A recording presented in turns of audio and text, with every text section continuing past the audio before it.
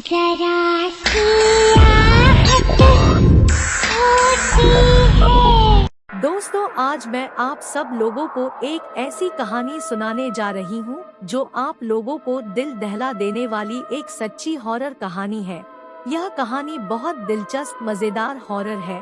आप सब लोग लास्ट तक कहानी जरूर सुनिएगा, आप लोगों को बहुत मजा आएगा। तो शुरू करते हैं आज की कहानी।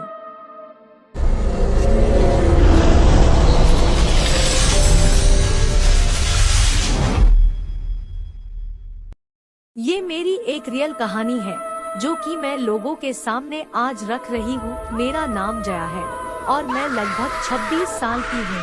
मैं हमेशा से ही भूतों में एक दृढ़ विश्वास रखती हूँ, लेकिन कभी भी बुरी संस्थाओं में कभी विश्वास नहीं रखती थी। तो दोस्तों, पहली बार मैंने एक छाया को देखा। मुझे लगा कि यह मेरी कल्पना है जो कि सिर्फ मुझ पर तरकीबें लगा रही थी। यह बात 2009 के स्प्रिंग मौसम की थी, जब पहली बार मेरी सामना किसी भूत या आत्मा या प्रेत, जो भी आप समझे। मैं अपने ग्रेजुएट साइंस फिक्शन क्लास के लिए एक छोटी कहानी पर काम कर रही थी, जब मुझे अचानक महसूस हुआ कि मेरे कमरे में कुछ बदल गया था। कुछ सही नहीं था। मैं कुछ भी समझ नहीं सकी, इसलिए मैंने इसे एक काल्पनिक कल्पना के रूप में बंद कर दिया और अपने लेख के लिए मैं वापस चली गई। थोड़ी देर बाद मुझे फिर से महसूस हुआ और मैं वापस आ गई। अब मैं पूरी तरह से भय से डर गई थी, इसलिए मैंने अब अपने चारों ओर देखा।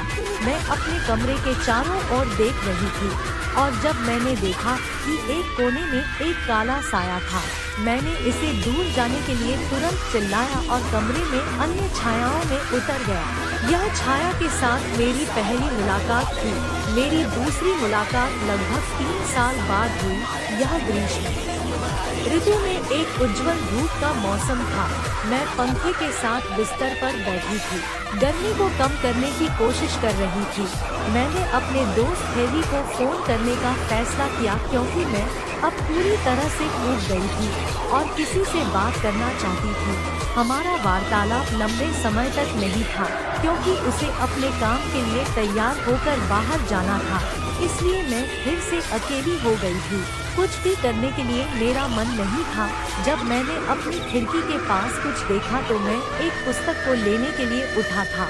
मैंने सोचा था कि खिड़की को अवरुद्ध कर सकता है, लेकिन यह बात ऐसा लग रहा था कि कहीं भी बाहर नहीं आया है।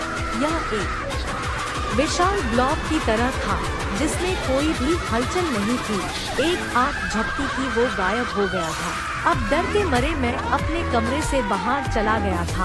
अब मैं निश्चित रूप से कुछ समय के लिए वहाँ पर सोया नहीं था।